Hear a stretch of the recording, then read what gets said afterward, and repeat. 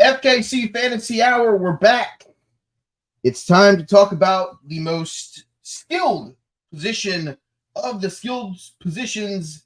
It is time to talk about the wide receivers. What better way to bring in some guys than the wide guys, the other members of Fat Kid Certified? We're talking wide receivers. Why not have the wide guys talk about them? It is me, Mikey B. I'm back. You can also read us if you're watching on YouTube on the Huddle Up Incorporated YouTube page. I am TJ Hooja Mama Championship. Down below me is a big Rhino. Blazing speed on the outside. Blazing. All right there, fucking Ryan Tannehill just going at 8,000 miles an hour in the Turkey Bowl games.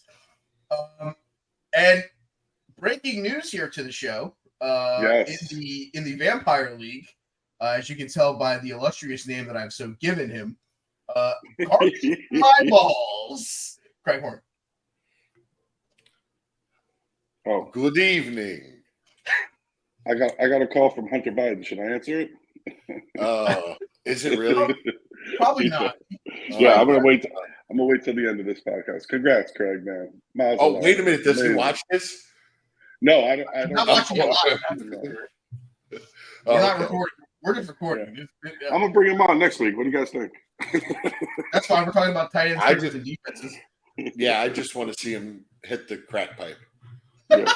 and I mean, it might be a 4.5 hour show. Just by the time he gets through a fucking sentence. I mean, I will hit the end record button after the hour mark, so we'll leave it at that. All right, so before we get into while you guys are here, some free agency stuff that I wanted to hit on, and it actually hits because we talked about the running backs last week. Zeke to New England, Dalvin Cook to the Jets. Surprised? Anyone? No, not surprised. I mean, you knew they were going to get picked up eventually. Just feel bad for Ramondre Stevens owners. And, wow, could you imagine if you had like a dynasty team and you had Ramondre Stevens and then Zeke vultures you, and then, hey, no, but I got Breece Hall. He's coming back. No, the Jets signed Dalvin Cook. And you're supposed to keep both of those guys. It's kind of hurt. Wait, not only keep them, you traded for them. I feel like we know these people all too well. Just make but you guys like that, you knew they weren't going to be signed like the week before the season, and especially, drawing a blank. Dalvin coming off the surgery for his shoulder. He's still like a week or two away from getting on the field anyway, so. He's not really expected to be out there week one. And he's got all training camp to go through, so. So I'm surprised that Zeke ended up in New England. Felt like he was going to go somewhere. I didn't think it was going to be to the hoodie and, that environment. Dalvin Cook, obviously, the talk was either the Jets or the Dolphins basically the entire offseason. So that's just one that's felt like it was pretty self-explanatory that he was either going to one of those two teams. So Zeke is the only one that I'm really like, what does the hoodie know that we don't? Because unless this is he's going to be a third down guy and it's just going to be the change of pace and Ramondre Stevenson is still going to be the everyday back. It's kind of a couple questions that I have leading into the running back portion of drafts. I don't necessarily know that this means that I won't draft Ramondre Stevenson. I may not be willing to go get him as earlier as I was thinking, before Zeke signed there. I agree with all that. I think it's the only, like you said, the only debate was where Dalvin was going. I mean, Zeke was a little bit of a shock, but you figure Jets or Miami with him. And, when he left the Jets, I thought it was leverage, but apparently not. And, like Craig said, if you got Bryce Hall these days, are you rushing to get him back in? I mean, let's say New York Jets. Do you want to play that guy week one? I know he just got cleared, but I'm not with an $8 million running back as insurance. Hell no. Honestly, at this point, do either one of them get a ton of carries week one? That's what I'm wondering. Brees off the knee, Dalvin with the shoulder. Like, are we rushing either one of those guys? Like, or is this Is Michael Carter the sleeper in all this? I mean, is this basically them looking up and going, we can survive the first couple weeks, let Aaron develop some chemistry with these receivers. We can go all in on the back half of the schedule and maybe make a run for a playoff spot and be just fine. It's funny. I was talking to Fresh last night, and he was kind of reiterating this. He was like, "What do you think about this?" I'm like, "I think you just basically will not see your running back play to maybe week after the bye week, whatever that is for the Jets." Let's gander at that real quick. Jets bye week. Yeah, but you know what? If you're smart, their bye week this week 7. So he comes back week 8. Yeah, so you pup him. You pup Brees Hall, and you got a guy in Dalvin where you're giving him enough money where you can just run his ass into the ground. You can get 200 plus carries out of him, and then you bring Brees Hall back in for the second half. You go to nice 1-2 punch. Like I said, don't forget about Michael Carter, man. You can start him week 1 through 5 if you want to. Wear that guy out first. Their first 6 weeks: Buffalo, at Dallas, New England, Kansas City, at Denver, Philadelphia. Yeah, so we discussed that. That's a rough first coming out of fun throwing. Coming out of the bye week, you have the Giants, the Chargers, the Raiders, Buffalo, Miami, Atlanta. The first 5 weeks out. So if you're sitting here and you don't want to, I guess, press Brees Hall into action early, maybe this is the route where it's the Michael Carter show for the first week or two until Dalvin gets up to speed, and then maybe that week 3 matchup when they play the New England Patriots. Maybe that's whenever Dalvin gets the full workload, because obviously he's coming in late into camp. Obviously won't be 100% caught up to the play calling and the system right off rip. So maybe this is Michael Carter starts against Buffalo and Dallas, and then we pivot to Dalvin afterwards, especially in games that in that middle where you're going to have to control the ball, especially against Kansas City. You're not going to want Mahomes to have the ball for too long, because if you do, it's going to be wickedly painful for you. So, but we'll talk more about those guys as we get towards the drafts that we're gonna talk about. Before we start talking about the wide receivers, though, if you're not already, please like, subscribe, thumbs up, follow the show, Huddle Up Incorporated. Big Jim has given us this cool platform. We love it. You can check out all of his stuff on Twitter. You can follow him at Big Jim Sports. Linktree there. In that link is a link to the store where you can buy any of the Huddle Up merchandise. Eventually, I'm going to get a Fat Kid certified shirt up there. Once I get that, I'll post the link. Got a question. Are we going to be in the huddle, or what are we doing? Are we huddling up? Mike, nice. I got a question for Jim, and I remembered this about a week or so ago. This is getting dangerous. No, yeah, right. But I forgot the name of it. Did he ever make those T-shirts? Oh, the Fat Siders? No. Which ones? The one with the Undertaker's hat. Oh, over the dead guy's cock. Oh, not Rick Mortis. Oh my God, Rick Mortis, that. not Rico Mortis. Rico Mortis. Did he ever make those shirts? I don't think so. So double X for tag if he does. Yeah, I'm still waiting for the Fat Siders, which is what me and Jim call ourselves on the Take 3 Wrestling podcast. He's Fat Hall, I'm Fat Nash. So literally, I've been waiting for those shirts. We're going to turn the McDonald's, the Golden Arches, into the 3. Just Fat Siders. Copyright infringement. They went after the McDowell's with that shit. McDowell's, right? Yeah. I mean, they have the Golden Arches. We have the Golden Arcs. Just one. I mean, literally, they got a shirt taken down that says "America runs on Donkin," like DONK, and Duncan was like, "Nope, it's too similar to ours." Wow. Yep. So they'll definitely keep an eye on that. All right, enough of the BS, enough of the banter. Let's get to work, boys. It is the wide receiver portion of the day, or of the week, or of the series here. Obviously, I went on ESPN, same way I did with the running backs. We have the top 60 currently ranked in the National Football League. 60? 60. I guess let's start top 10. We'll see if there's any people that were, how did this guy get there? Or if this one makes sense. According to the 8 members of the ESPN panel, the unanimous number 1 overall selection is Jay Jettis. He might gritty on some fools this year, especially in that division. Number 2, Jamar Chase. Number 3 is my little Cooper Kupp. 4, Tyreek Hill. 5, Devontae Adams. 6 is Stephon Diggs. 7 is CeeDee Lamb. Number 8 is Amon-Ra St. Brown. Number 9, A.J. Brown. And number 10 on the ESPN rankings, representing the New York Jets, it's Garrett Wilson. Anyone here looking at this list that we're saying too high, too low, question marks, guys to maybe avoid? I don't think Devontae, only because of his quarterback, is a top 10 anymore. I know he's going to be the guy that they're going to target mostly, but he lost Waller. And Jimmy G is just not a really great kind of quarterback that's going to sling it 30-plus times a game. You know, where Devontae's used to getting, the good bulk of the targets and 15-plus targets a game. If Jimmy G's throwing the ball 20 to 22 times, he's not throwing 15, 16 times to Devontae. So his target share is just going to go down a lot. They got, no idea what's going on with their backfield.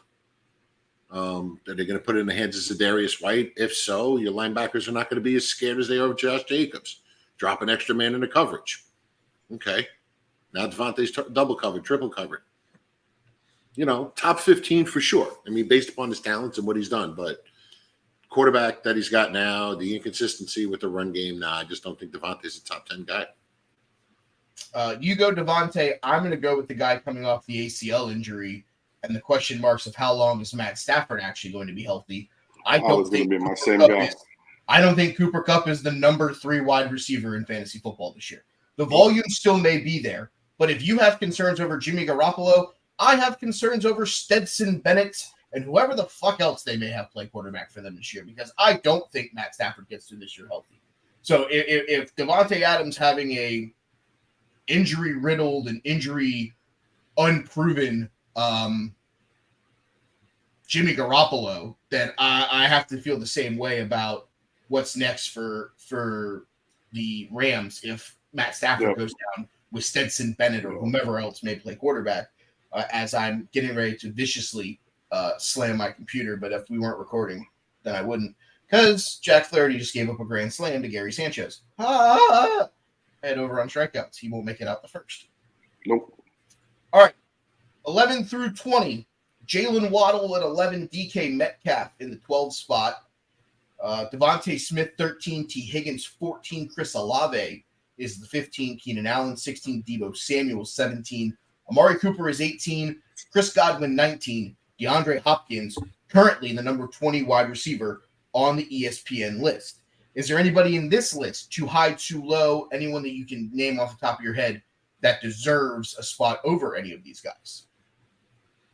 I would probably move Olave up just based upon the fact that, now hopefully he has consistency at the quarterback position. I know he's got Michael Thomas on the other side coming back healthy. But Olave's proved that he is the number 1 guy there, and he's got a better quarterback than what he's had in the past with Derek Carr. So I could see him moving up maybe 11-ish, 12. So you put him ahead of Waddle, you put him ahead of Metcalf. Yeah, only the only thing with Waddle is Waddle's the 2. We're looking at these rankings as guys who are the 1. Waddle is a 1B, based upon because he's got Tyreek Hill on the other side. But Olave's proven that even with Michael Thomas coming back, he's the guy who's going to get the bulk of the targets. I would have agreed with you if you would have just said, look at those shit defenses that play in the NFC South. But okay, that too. but because here's the thing. DK Metcalf, number 1 wide receiver. I don't take Chris Olave over him. Jalen Waddle, T. Higgins, 1B. I don't take Olave over either one of them, just because while Jamar Chase and Tyreek Hill are the flashy names, they're also going to get the double coverage, which means that guys are going to be running across the middle of the field, and the guys that are going to vulture those targets are going to be Waddle and Higgins, respectively. But if you would have looked at me and said, Yeah, but I'm saying if you would have looked at me and said he plays with a team that has Kyle Trash at quarterback, a team with Desmond Ritter at quarterback, yeah, these teams are going to suck. So maybe this is the defenses aren't going to be as great either. I think Tampa's defense has definitely taken a step back from being a top 10 defense like they were the last couple of years with Tom. So it's one of those where you would have told me they play in the South and, we're going to have to win shootouts in the South. And you look at the receivers that are in that division. I think he's definitely the number one receiver in the NFC South. I mean, obviously you can tip your cap to Chris Godwin and to Mike Evans and have a conversation there. But let's not forget Baker Mayfield's the one throwing them the football now, not Tom Brady. Correct. Anybody in that lower half we want to talk about? Because there's a name that keeps popping up on my screen that I don't think is a top 20 wide receiver, and it's because of quarterback purgatory. It is the guy who's currently, I believe, the number 17 name on this list. It is Deebo Samuel. Yeah.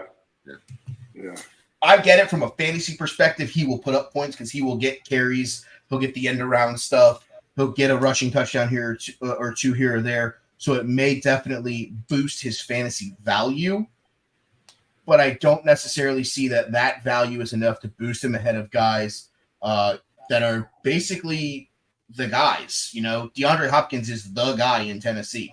Amari Cooper is the guy in Cleveland. Chris Godwin has made himself the guy in Tampa Bay. I don't necessarily think that this is a slight on Deebo. I just think the guys behind him are putting themselves in better positions to be playmakers and guys that are going to get the ball more.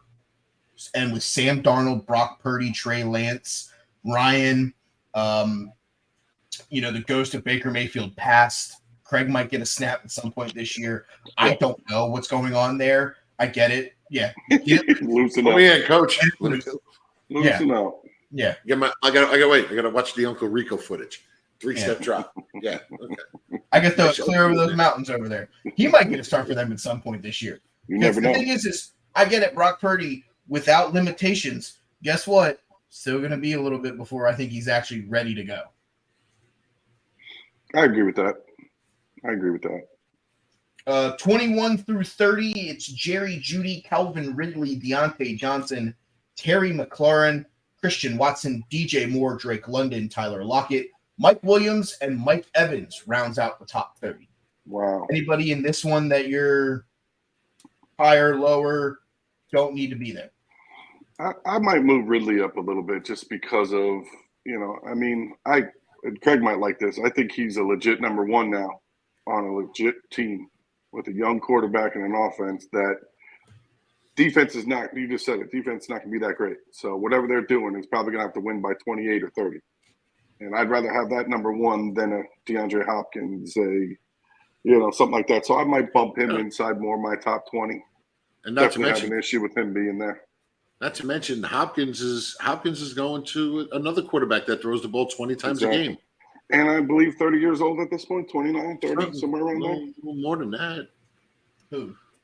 Hopkins. I think he's like 29 or 30. I don't think he's any older than that. I don't think he's any older than that. But still, that's getting up there in wide receiver years. And, he DeAndre missed a couple games. He's 31. He just turned 31 this year. I'd rather have Ridley, at least in that top 20. I'd move him up. That's one issue I have there.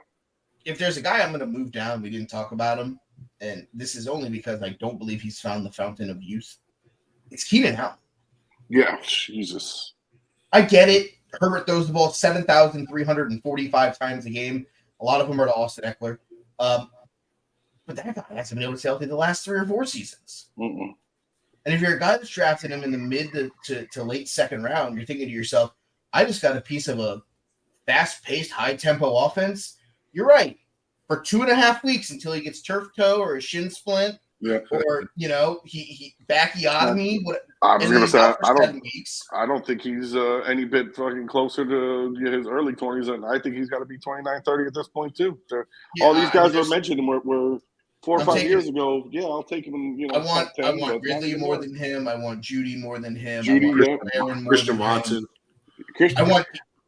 I want DJ Moore more than him. Exactly. Let's talk about that. Justin Fields, like 3 for 3 for 145 yards and 2 scores. I want DJ But Moore. those passes were 5 yards. What are we talking about? Yeah. Hey, that's all you need. Get it out of your hand. It don't matter though. It's preseason. Let's not get too fucking hyped. Get it out your hands. Let Okay, fair playmakers make enough. plays. You're right. And DJ Moore is a playmaker. Keenan Allen is not. Keenan Allen is I'm not disagreeing with you on this one. All these the fall off that I'm seeing now from 10 to 20 is ridiculous when we're talking fantasy. It's almost like running backs back in the day. You know, if you didn't get a top 10 running back, you know, you didn't get shit. But now, if you don't get a top 10 receiver, these are your options, man. Yeah. This is what you're looking at rounds 3, 4. If I didn't get a number one wide receiver, who the fuck are you getting? You go running back. But it's not only that too. You know, another thing that that people don't talk about much in fantasy is defense. Yeah. Like for example, he's got the 9, you've got the 10, I have the 8. It's coming back to me. You still need a second wide receiver. I have 3 already. We're double flex. You went running back, quarterback, and a receiver. You have 1 receiver and you're in the 5th round. Sorry, I'm taking a receiver right there. Yeah. You know, it's paying attention to your draft board, knowing who's got what, who needs what. Yeah. But let people who don't know how to draft figure that shit out on their own after a couple of years. Yeah, I think we're giving them too much inside information. Yeah, that's it. You know, from now on, you guys gotta. You want that kind of information. You gotta like and subscribe. Join the OnlyFans. Join the OnlyFans page. That's fans only. Yeah. Only man. There it is. The other name that I want to talk about here in the top 30 that I feel should probably be moved down, and this is no slight to him. It's solely because of where he's at. It's Drake London. Yeah. I don't love Desmond Ridder. Tyler Henneke may get playing time at some point this year. I feel that this is Atlanta trying to figure out what they have in Desmond Ridder more than anything else. And that may be purgatory for Drake London. Indianapolis came out earlier today, announced Anthony Richardson will be the starter. Michael Pittman currently sitting at 31. I think that helps his value because he's not going to be in a quarterback controvery. He's not going to have a quarterback one week and a different one the next week. You have Christian Kirk right behind there at 32, Hollywood Brown at 33, Ayuk's at 34. I think all of those names are interesting names depending on, what happens with other guys. But I don't love Drake London in the top 30 this year. I don't think the play of Desmond Ridder will culminate in what you need out of Drake London to be a top 30 fantasy wide receiver this year. Can it be any worse than Mariota last year? I mean, it's Desmond Ridder this year. I'm just saying, dude. I don't know. I mean, Drake London did fucking miracles with that guy as a quarterback. I'm not saying he's going to be a 1,000-yard receiver again, but it's got to be a little bit better, no? Let's see. Mariota was trash last year. Drake London. What week did they bench Mariota? It was late in the season. I want to say they were out of the playoffs, maybe 12. So his stat line last year was 72 catches for 866 yards and 4 touchdowns. Yeah. And how many games played all season? It's rookie, but it was Mariota. That's what I'm trying to tell you. He played in 17 games. He started 15 of them. Jesus. I kind of want to see if there's a way that I can break it down game by game to see what the difference was. Don't forget that was Ridder got thrown in. I think last 4 or 5 games didn't know what the fuck he was doing. That's kind of my concern. And I agree too. And I see your concern. Like when I draft him, probably not. But I'm just saying it's not that much of a fall off compared to what he did last year with Mariota. Mariota trash. So I mean. Maybe I take a flyer over one of these old guys, but you're right. I don't see. And the worst part is that 866 receiving yards led the team. They benched him. They benched him after a week 13 loss. Okay. So Ridder came in and played 50, 60, 4 games. So 14 was their bye week. He played 4 games afterwards. Lost 21-18 to New Orleans. Lost 17-9 to Baltimore. And then beat Arizona and Tampa Bay 2019 and 37. I'm going to look at his numbers from last year on Yahoo Fantasy.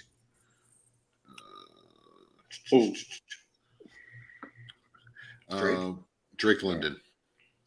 7 for 70 in the first start of the Desmond Ridder era, the loss to New Orleans. No, it The game doesn't. against No, it doesn't have it on here game by game. Yeah. Game against Baltimore. Game against Baltimore, 7 for 96 and a fumble.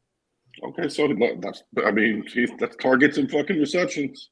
Game against Arizona, he had 5 catches for 47 yards. Almost double digits again. And the game against Tampa, he had 6 for 120. That's not bad for 4 games. No. So now here's the thing. But now you got to remember, last year, London was working with Mariota throughout the offseason. Yeah. Now he's got an entire offseason with the older quarterback in Desmond Ridder. So, we'll see what the 37-year-old can do this year. Hopefully, Wait, he's a rookie, right? Second year.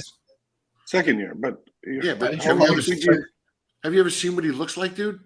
No. Oh, I've seen what he's looking like. I don't watch Atlanta press conferences. Buddy, he went to school longer than Van Wilder. Yeah, he was there a while. All right, let's go 31 through 40. Michael Pittman Jr., Christian Kirk, Hollywood Brown, Brandon Ayuk, Brendan Cooks, George Pickens, Jan Dobson, Jacoby Myers, or Jacoby Myers, as you people like to call him, Treylon Burks, and Jordan Addison. A lot of is that our first rookie too, right there? I believe it is. I believe it is top 40. Wow. He is rookie number 1. Anybody on this one that you're surprised where they're at? Because the name that flashes out to me is one that we've talked about on this show before, and it being the fact that he was the number 1 of Lamar Jackson for a long time. How in the hell is Hollywood Brown the number 33 wide receiver? Jesus. What is going on?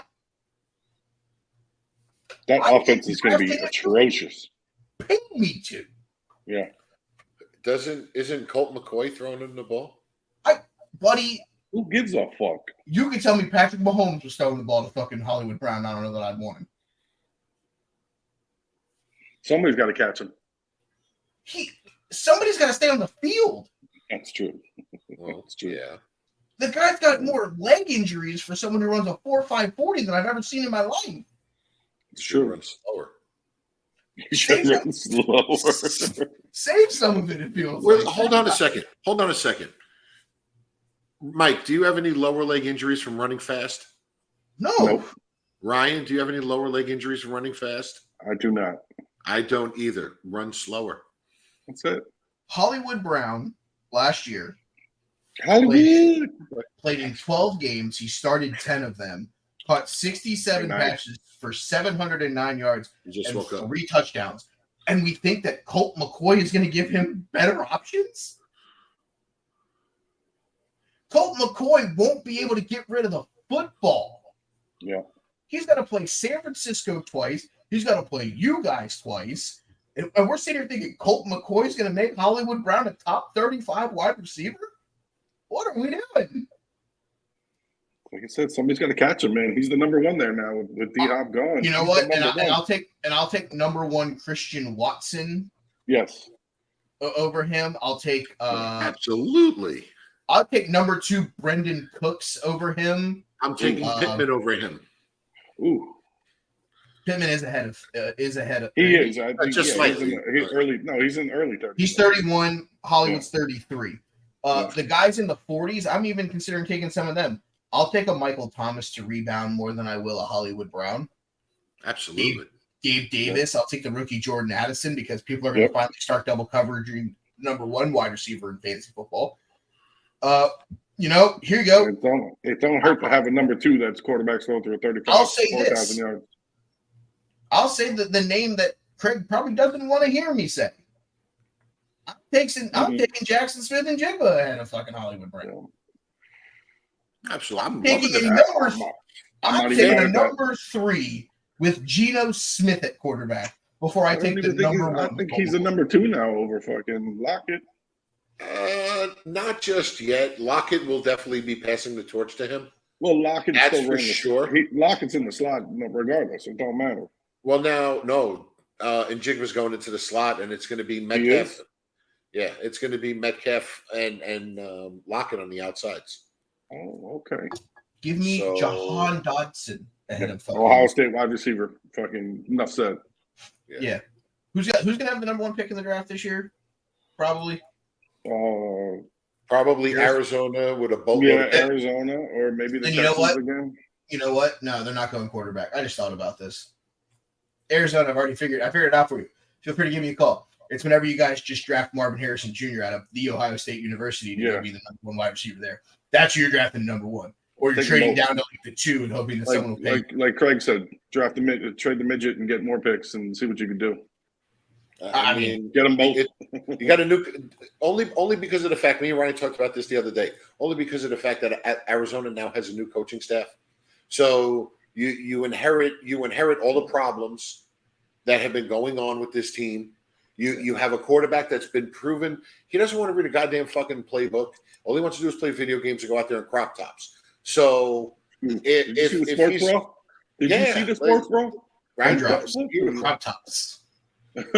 Raindrops. But what I'm saying is, if you can already tell that he's got an attitude, he's got a lazy attitude towards it, why do you want to build around him?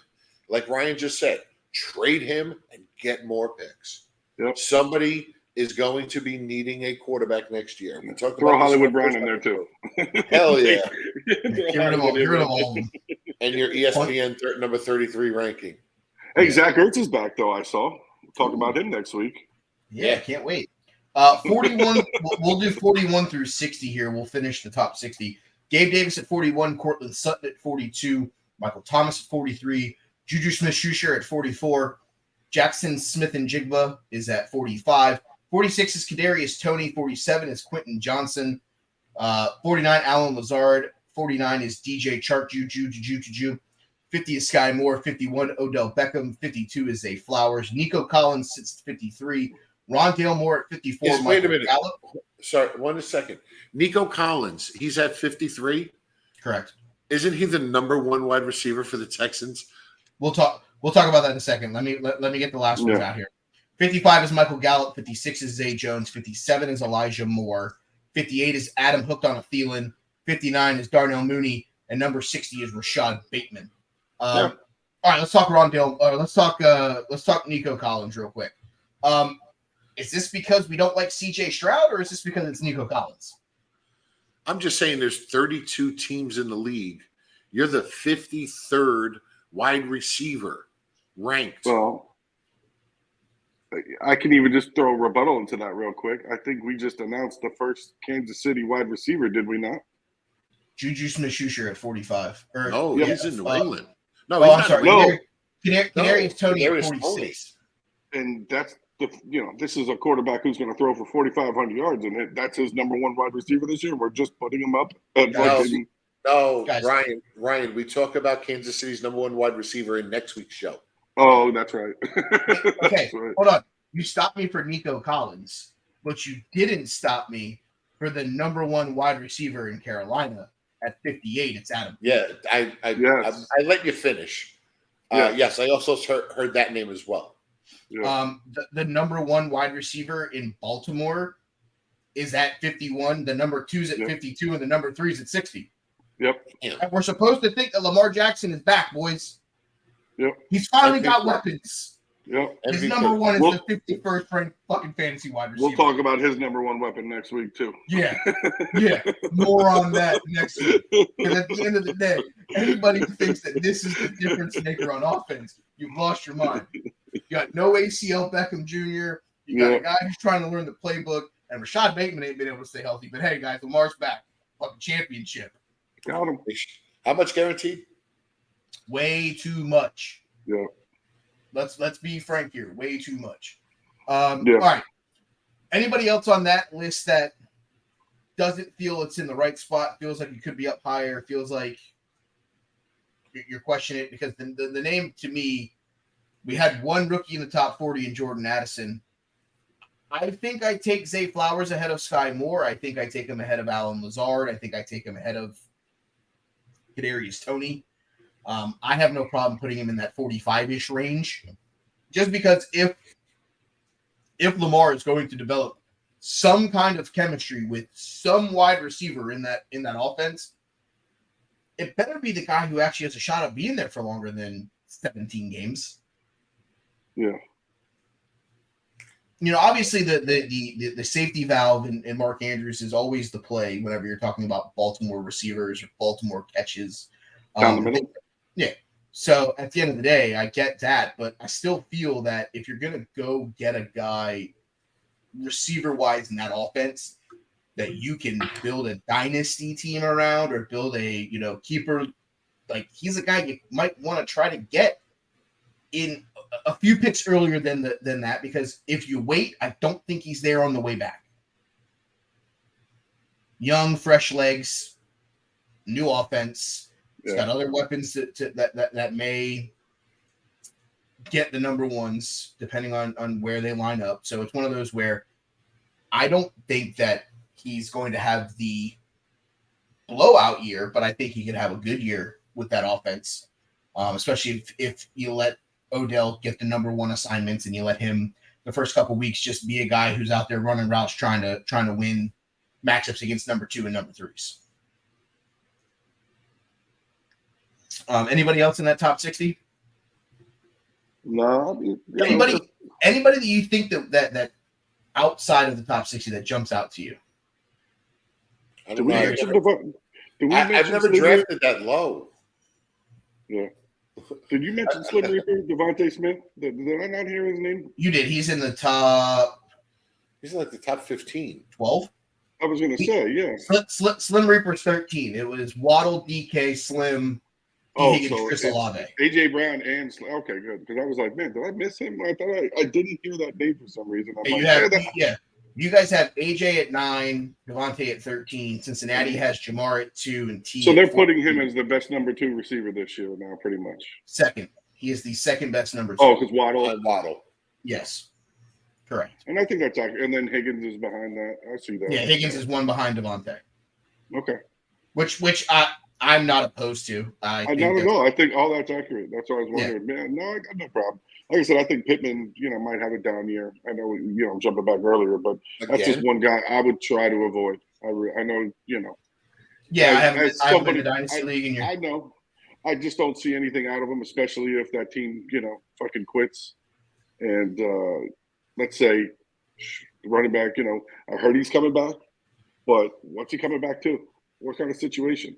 Now you got your number one running back gone, your number one wide receiver not getting the ball, new quarterback trying to learn the offense. It's too scary of a position to be in as a Pittman owner or somebody drafting that high. I just don't see it. Like you said, I'd rather take a Gabe Davis at that point. I'd rather take somebody else. But that's my only question mark. And top 60, I think we're good. All right, let's go to the first game that we've brought into this show. We're going to go this or that wide receiver edition. I'm going to read off the team. I'm going to read off the wide receivers. And then I want you guys, we're going to do this in 2 rounds. First round, we're going to do it as a redraft. So if you're in a redraft league, which one of these wide receivers do you want and why? We'll go through the list and then we'll come back and we'll revert it with a dynasty format. So you guys can hear both of our sides of the story, because there may be guys that you want more in a dynasty format than you do in a redraft format. Let's start. We'll make the first 3 very easy because the first 3 are going to be our teams. I will go fresh out the kitchen. I'll go number 1.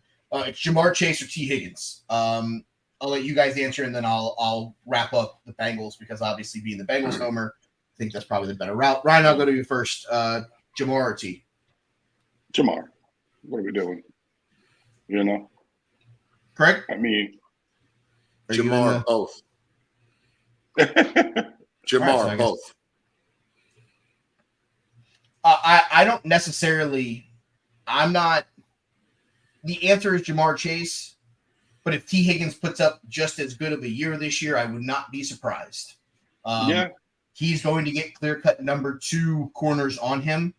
Jamar had the injury last year, and in his time away from the team, those receivers did not miss a beat, and it was because you had a number 1 and a number 2 position that was able to go over and take over games. When Joe came on the scene, I was telling everybody, you're going to have 3,000-yard receivers for the first time.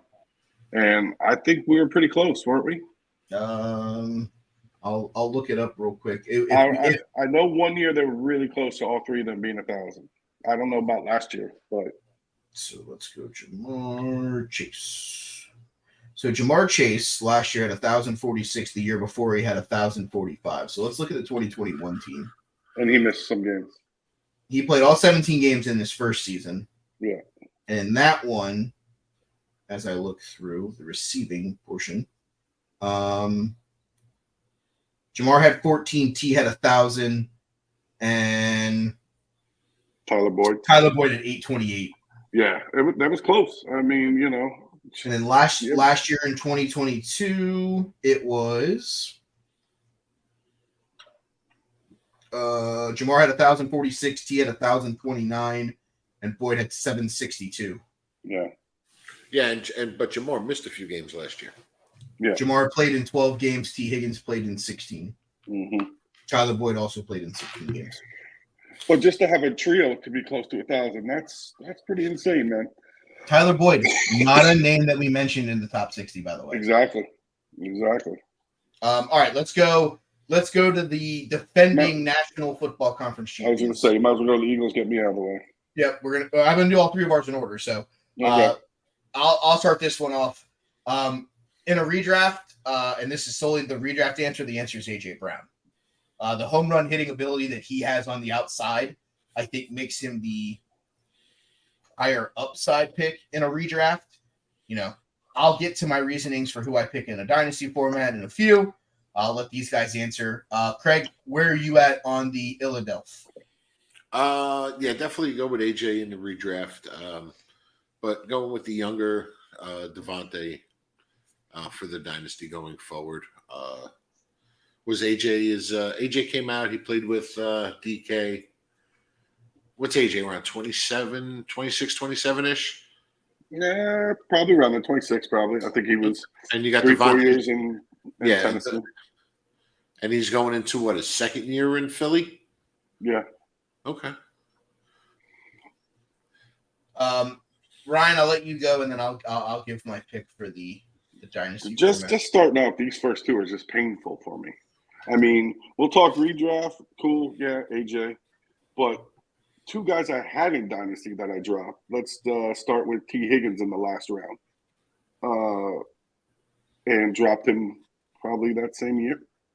Drafted Devontae Smith too. And traded him for Raheem Mostert, I believe. Wow. So both those names are painful for a dynasty. But yeah, I'll take either one of them back if I had to.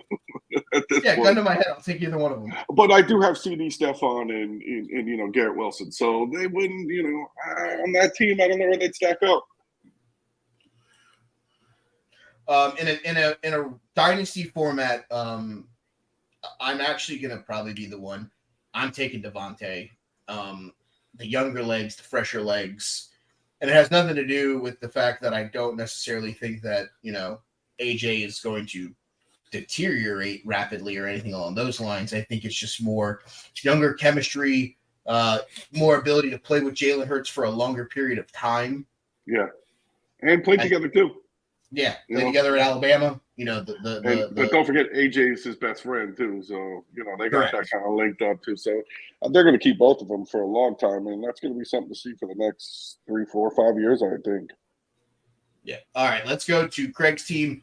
This one is the first of the three-headed monster variety. Yeah. It is DK Metcalf. It is Tyler Lockett. It is Jackson Smith and Jigba. Ryan, start. Redraft, who you going? DK. I will agree that in a redraft, DK Metcalf is the pick that I would make. I will say, though, in a dynasty league, I am going young. I'm going JSN. And it's more because life after Geno Smith may be a question mark in Seattle. And if that question mark means what does DK Metcalf decide to do? What does Tyler Lockett decide to do? I know that I have a number one wide receiver in JSN sitting there to be the guy whenever one of them needs to be the number two. And his ability to catch the football showed out huge in college, and I think it'll transition well here to the National Football League. So in a dynasty league, if we're starting one tomorrow, I'm trying to hit home runs in other positions, and then I'm trying to steal this guy in a mid-round, knowing that I have myself a number one in the waiting. Yep. Craig, I'll let you rant about everything you said. Yeah, you definitely made a really, really good point as far as the future goes for my beloved Seahawks. So in a dynasty, the obvious is the JSN. That's the obvious one, even though DK is,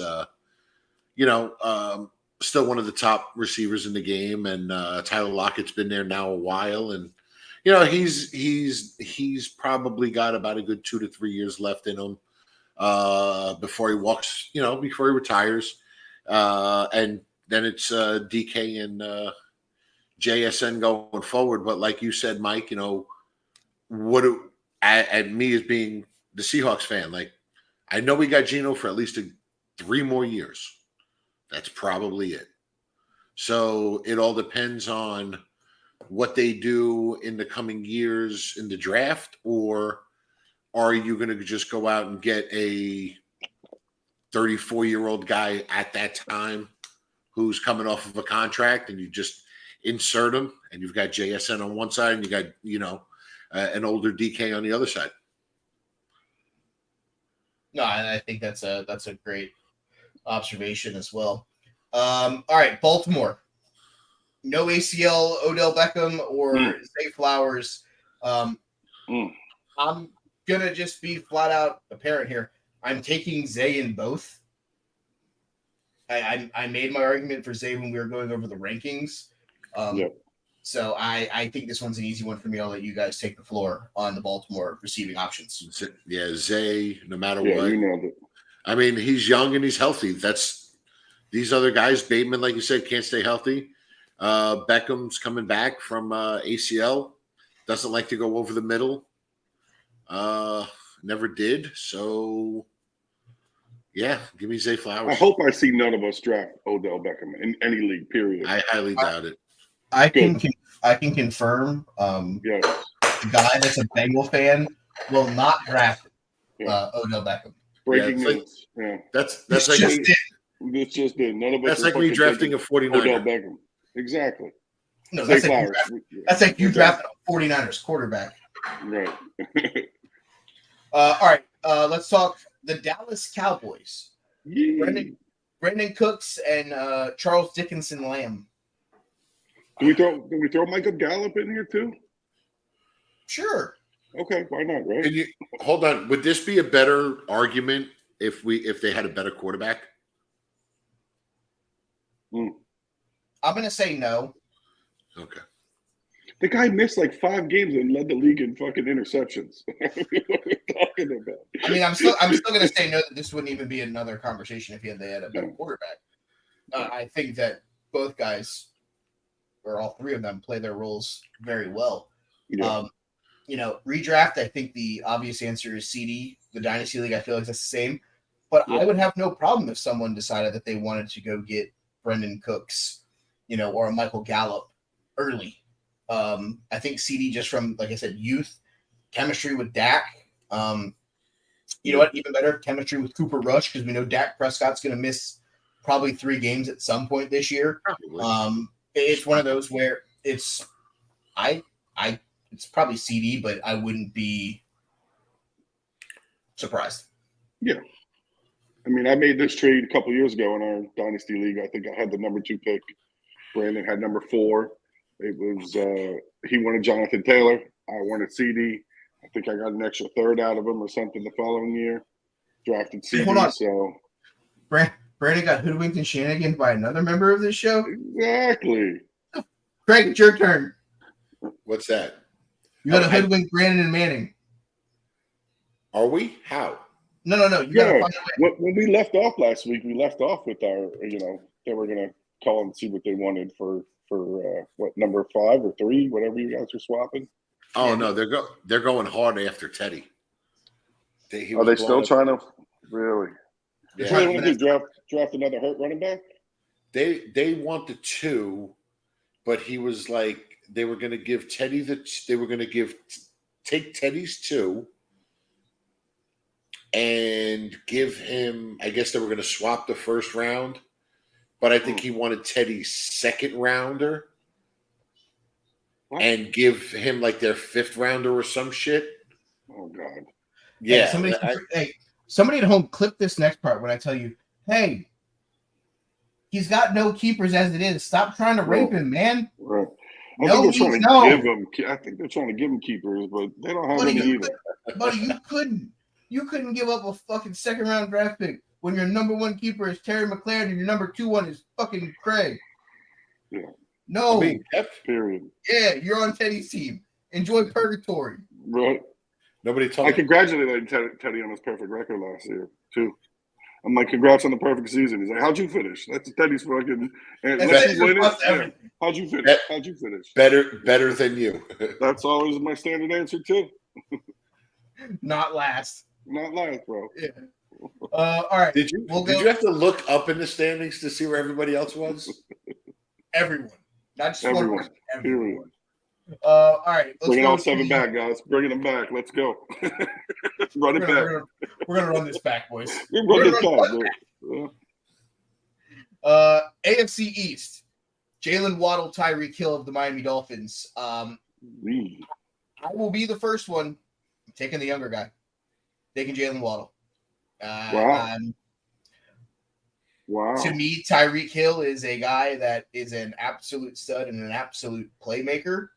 But in a redraft and in a dynasty, going with the guy whose hands have pretty much been gold for Tua. I get it. You throw the ball up, you let Tyreek run underneath it. Breaking news, Miami fans, that's not going to work this year when your quarterback only has 1/8 of his brain left. Ouch. He's going to have to get rid of the ball faster. He's not going to be able to sit back there and let Tyreek run. They're going to have to get it out of his hands quicker, because if not, you are playing with fire with your future, leaving him back there to get destroyed by defensive line. It's a bold statement there. Waddle. I mean, I literally watched 3/4 of Tua's brain be left on the field. Is he going to be allowed to wear the bubble shell? They should just allow. I mean, think they were probably talking should. about it. They might as well just implement that for him. You got a better shot of him actually surviving. Let him be the first just to test it out and see what happens. It's like those baseball players that wore those like padded hats Yeah. to save themselves from line drives. You should literally let Tua wear one of those. That led to the oversized cap? Yes. They're like, man, that guy must have some really long dreads. No, he has post-concussion syndrome. Billy Ray, you supposed to be bleeding from the ears. Ding. Another concussion. Yeah. I think I go Tyreek here. I still go Tyreek. On both, too. I could probably keep Tyreek for another. He says he's got another 4 years. I believe him. 2? You think he's got 2? He said he's done after his Miami contract is over. He's got 2 years. That was in 2 years? I thought he had 4 years left. Yeah, so that would be Waddle for wasn't me. it 5 years? Yeah, I don't know. That would be Waddle for me for both, especially in the dynasty, since he's going to play more than 2 years. Yeah. But then you worry about who the fuck is going to be their quarterback if Buddy goes down and he's out. That is true. Well, they got Mike White as a backup. Oh, yeah, woo. Yeah, I think both of them are shit at that point. Dude, on the Jets last year, and I only know this because of like DraftKings and he was cheap and whatever. Mike White was slinging in a few games 300, 3 touchdowns. White. So, stop. Yeah, Mike White, certified G. Yeah, but if you're behind, you got to throw the ball, right? True. So you're telling me that my take on Drake London was awful then, because Atlanta's going to be down so much.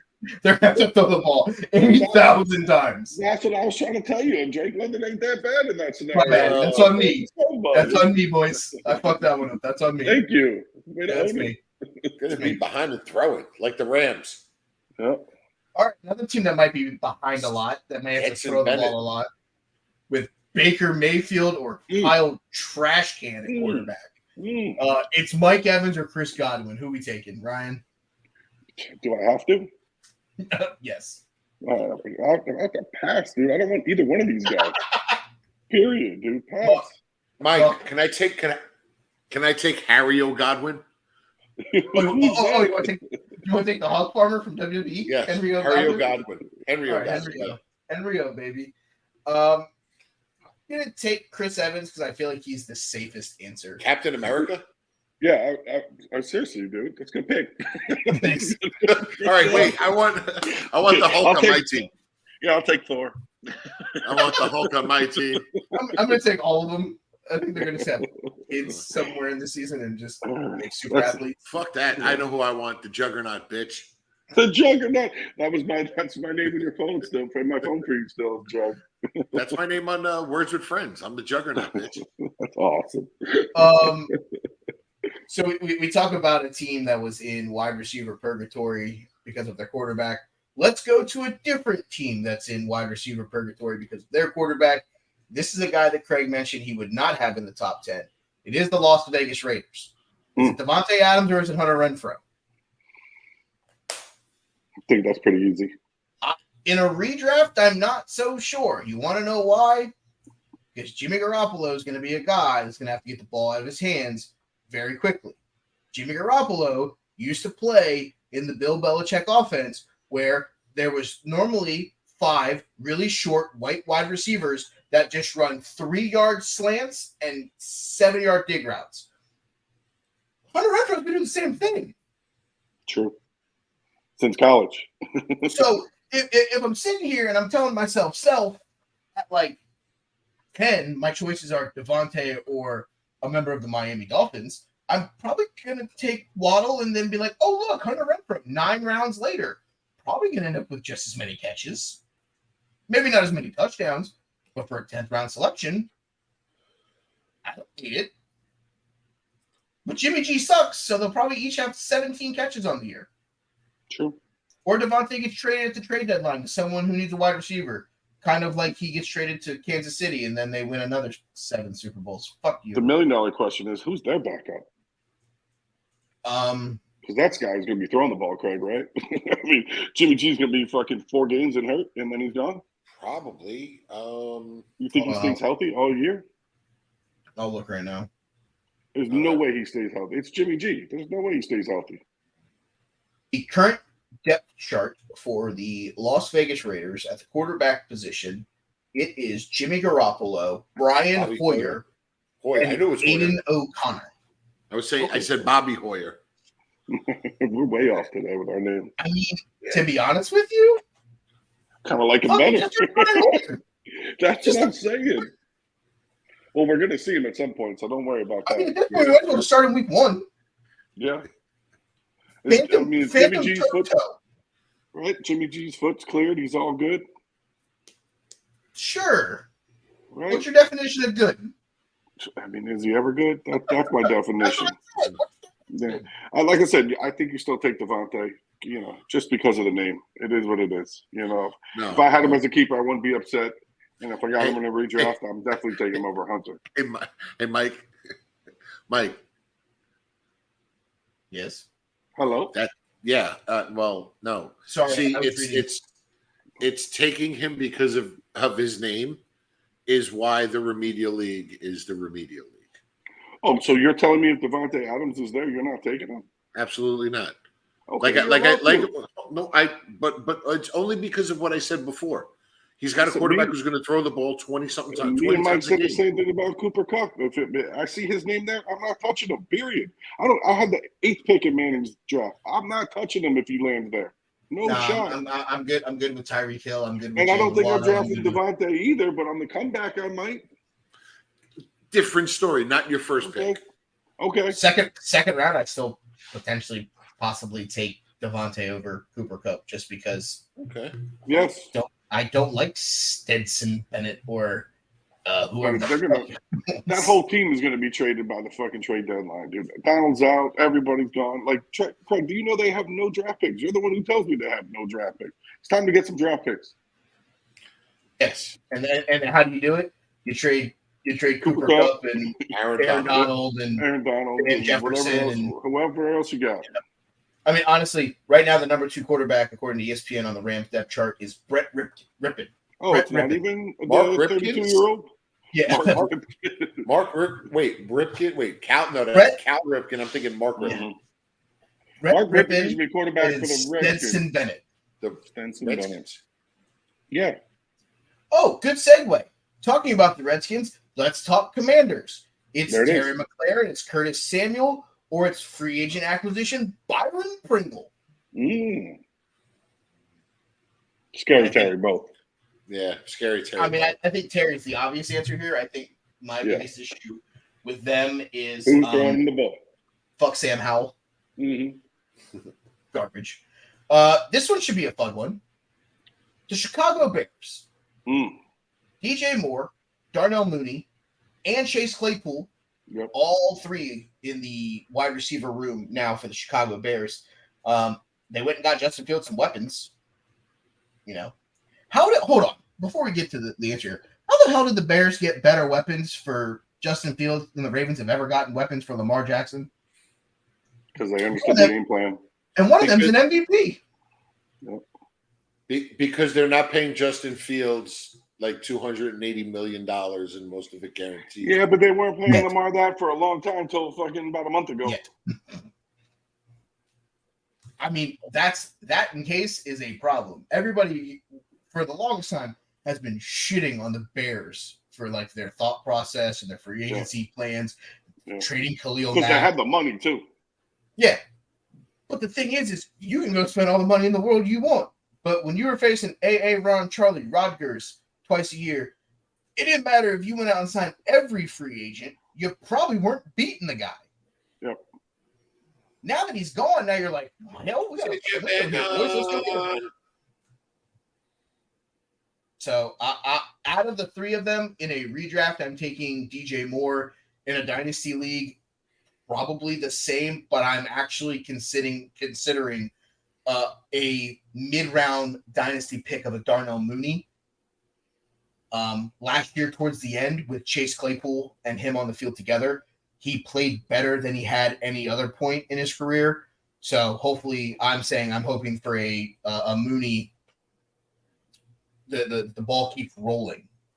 You know, I was always my team name last year, and the keeper was that's Mooney, dude. Mm-hmm. So I was always that guy was always on my radar for a long time, and it's a shame. I think he did get hurt at the I want to say probably week 9, 10, somewhere around there last year.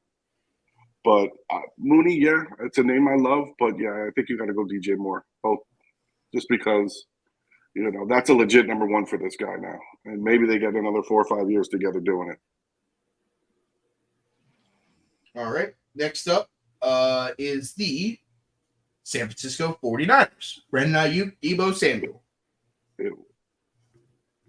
None. Yep. Pass. Really? Yeah. Dude, is this because?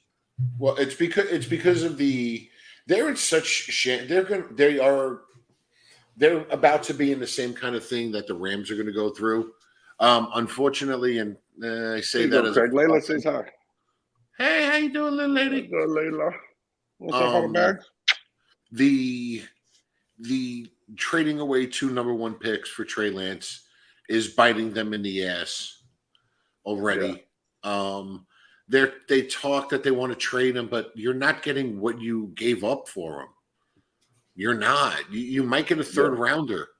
You're not getting a first or a second rounder for somebody who really hasn't played a season of football in almost 4 years now due to injury or not playing or whatever, COVID. You know, Purdy's coming back, yes, but how proven is his arm going to be? And then Sam Darnold, all of a sudden, everybody and their mother shit on that guy for years when he was with the Jets, for years when he's with Carolina. Now, all of a sudden, he's the prodigal son going to the 49ers. What happened to make Sam Darnold a great quarterback? You know, he could sling the ball, but other than that, he's got a great arm. So yes, pass I on their wide receivers. I could probably answer you exactly what Sam Darnold did to be the prodigal son. He's going to have more than -4 seconds to throw the goddamn football. He's playing behind a good offensive line for the first time in his career. At the end of the day, the arm strength and the thought process was never the question when you talk about Sam Darnold. It was, can he throw it from his ass, because he's going to get hit every fucking play. He's behind a decent offensive line. He's in an offense that has weapons, McCaffrey, Kittle, the two guys that are there. If Sam Darnold tomorrow is named the starter week 1, I don't think it's a bad play. No, I don't think you'll get what you probably paid for Trey Lance. But there will be teams that want quarterbacks. There will be teams that want to make moves. Yeah. Trey Lance playing quarterback for Eric Bieniemy in Washington, if he believes that he may be able to prototype him into Patrick Mahomes 2.0, because Sam Howell isn't Eric Bieniemy's quarterback. The biggest concern here when you talk about the wide receivers is the reason why I'm not necessarily bending over backwards to get any of them is because I think McCaffrey and Kittle take a bulk of the receptions. I was just going to say they're number one. I don't think it's a problem per se with the quarterback position, and I don't think it's a problem with the two guys that are running the routes. I think it's the fact that McCaffrey and Kittle are going to eat into a bulk of the receptions. Not enough balls to go around. Very true. That was going to be my thing. I mean, Debo is their number one wide receiver, but I don't think he's a legit number one wide receiver. If he was on any other offense, I don't think he would even run the ball as a running back. I don't think they take that liability. San Fran, they don't mind. But like you said, now you got Kittle. Now you got, McCaffrey. I don't think that wide receiver is just – and Mr. Irrelevant last year, he made them look good. So I don't think it's the quarterback that you have to worry about. I think their defense and their, like you said, keep it in Kittle's hands, keep it in McCaffrey's hands. Maybe a splash pay here to Debo, maybe one to Ayuk. I mean, I thought Ayuk looked good last year. I was always high on him too. I probably would go Ayuk in the keeper just because of later round value over an early Debo, just because I wouldn't want Debo. I don't want the headache of trying to figure out who he is in that offense. Well, I will say this. Post-Christian McCaffrey coming over, Debo went back to being a wide receiver. Yes, exactly. So I don't think he had more than a couple carries. That's what I'm saying. He may get a gadget play here or there. He may get a flash. And I just don't think he's a number one wide receiver in that offense because I think Ayuk's the better wide receiver in general. I think he has the better hands. He's the better route as a wide receiver. Yeah, correct. So I would probably go with Ayuk. Debo's more of those electric plays. He was that way in college, a punt return, something special. He's that guy, but I don't think that helps you fantasy-wise. This is going to sound really bad. He really feels like the Dollar General version of Tyreek Hill. Yeah. Four-man version. And Jalen Waddle and Brandon Ayuk feels like the Dollar General version of Jalen Waddle. Yeah. But I think more of that is circumstances too, because like you said, if there wasn't, CMC, and if there wasn't, a tight end that's, arguably top 2 tight end, top 3 tight end in this league, maybe he might be a legit number one. If you put him somewhere else, could he be a number one? Probably, but that offense is going to limit him, and there's just not enough balls to go around. There's not. All right, we got two teams left. Let's rip through them real quick here. Go Chargers, go! Keenan Allen, Mike Williams, and the rookie Quentin Johnston. Wow. I'm scared to touch any of them except for the rookie. So I guess I'm rookie, late round, and keeper as well. Great. Yeah, basically agreeing with Ryan only because of the aging Keenan Allen and Mike Williams can't stay healthy. No. But that's part his fault, but it's also part of his coach's fault. Oh, and plus their leading wide receiver is Austin Eckler, I believe, correct? Yes, 1,000%. The leading 87 receptions, 1,000 yards. He's back. No, but what I was saying was the final game of the regular season was a meaningless game for the Chargers. They couldn't improve at all, and coach has Mike Williams out there in the first half, getting tackled and basically breaking his fucking back again. what are you doing? Like, you're going into the playoffs. You can't improve. You can't be a worse seed. You're locked there. I believe they were like locked in at the 5. And you go out, you do something stupid like that gets this guy hurt. And it's an injury that's just gonna give him problems going forward. It's fucking broke his back. And then karma comes and bites him in the ass. It was definitely spinal. And then karma comes and bites him in the ass. And they lost a 27-0 lead at the half and to Jackson. Is that what happened? And the guy still has a job? That's crazy. Unreal. I mean, that sounds like the Brandon Staley special. I think Justin Herbert is the reason why he's still got a job. I would also say that's probably a fair assumption.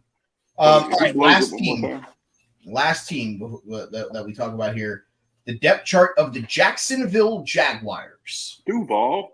It is Christian Kirk, it is Calvin Ridley, and it is Zay Jones, the receiving options up there in Duval.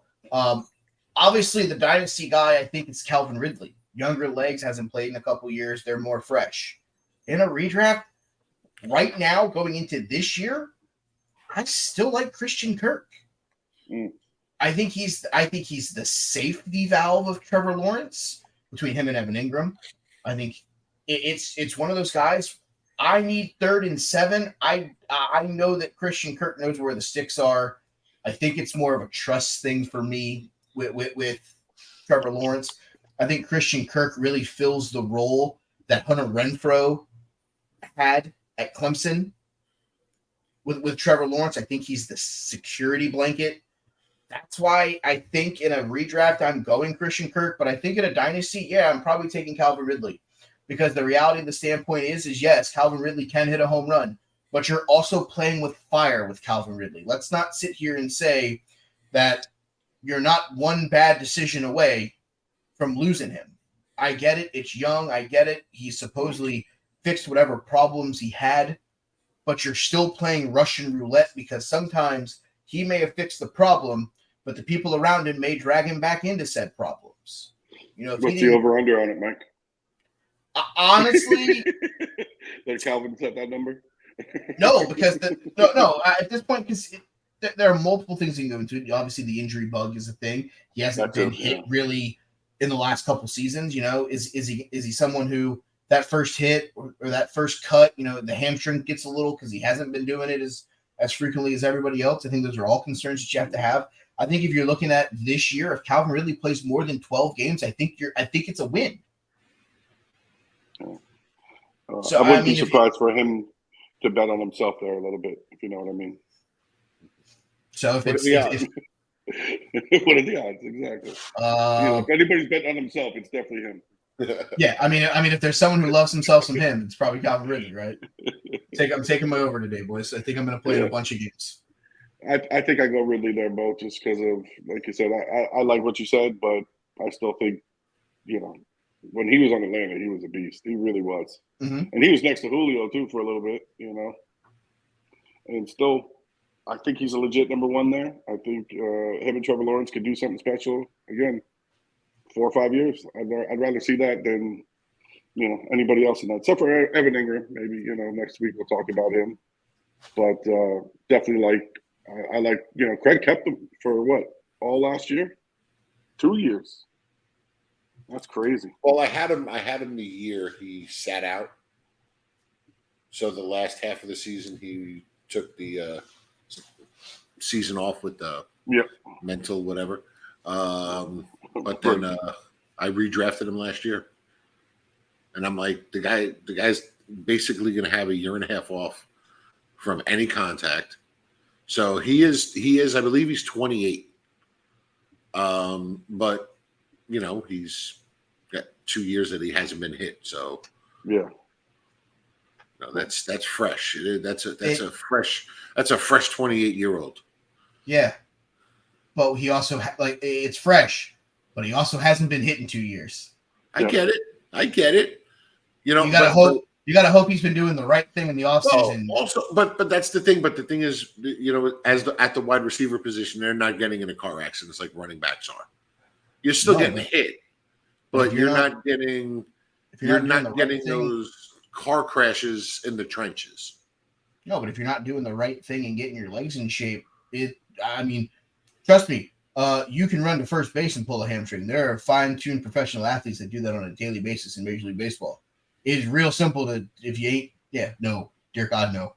Not a fine-tuned athlete, but I have pulled my hamstring right into first base before. I pulled some back fat, too, the other day. That hurt. But I digress. Might need a backiotomy. Final. Yeah. So it's one of those things where, like, I get that Ridley, with the ability to be a 28-year-old, but it's first time playing with Trevor. There are questions on health. I get it. He hasn't been hit in a while, but he also hasn't played in a while. So while you always have to play that side of the fence, because there is those guys that, hey, I've sat out for 2 years. They come back to that first game and they're so hyped up, and all of a sudden it's like, oh, there's a twinge there. Oh, that don't feel right. You know, Steve Nebraska.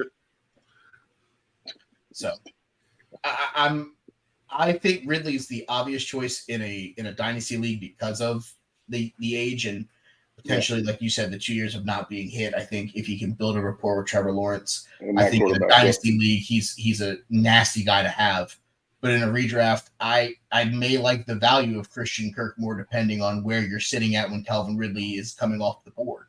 Yeah, I think that's fair. That's fair. All right. So that's the wide receivers. On next week's show, we'll talk tight ends, kickers, we'll talk defenses, because that is really the final leg here of the preseason rankings. And then on next week's show, we are going to announce that we will be doing a couple of different mock drafts. What we're going to do live on the show in 2 weeks, we're going to enter some Yahoo ones. We're going to do the first 7 rounds. We as a collective unit are going to pick the first 7 picks of those drafts. We might also do like an underdog thing between the 3 of us to see who has the better drafting abilities on that. But that's stuff that we'll talk about on next week's show. If anybody at home would like to join the Certified Weekly Pick'em sheet, send me a message, send me an email. You can find my email. It's mbernier21@gmail.com. Send me an email. I'll get you signed up for that. $10 a week. Winner take all every week. As always, if you guys haven't already, please like, subscribe, thumbs up the show. Listen to everything on the Huddle Up Incorporated feed. The live shows of Huddle Up will be starting, I believe it's next Tuesday or the week after, where we'll talk about who's going to be the winners and losers in the conferences, potentially the final Pac-12 champion in Pac-12 history, as conference realignment is a conversation that'll be happening on that show. But as always, we appreciate you guys hanging out with us. You can follow me on Twitter if you want, @TheyCallMeBurn. Neither of these guys have Twitter. I'll make one for the show so you guys can send us questions on fantasy stuff, because that's something that we're going to do. I want you guys to ask us questions in the during the season. We'll tell you who you have to pick up and who you don't have to pick up, because that's going to be our job. We're going to help you win fantasy football championships this year. It's trophies or bust. So enjoy the show, guys, as always. I appreciate you guys hanging out with us. We'll see you guys next week right here on FKC Fantasy Hour on the Huddle Up Incorporated feed.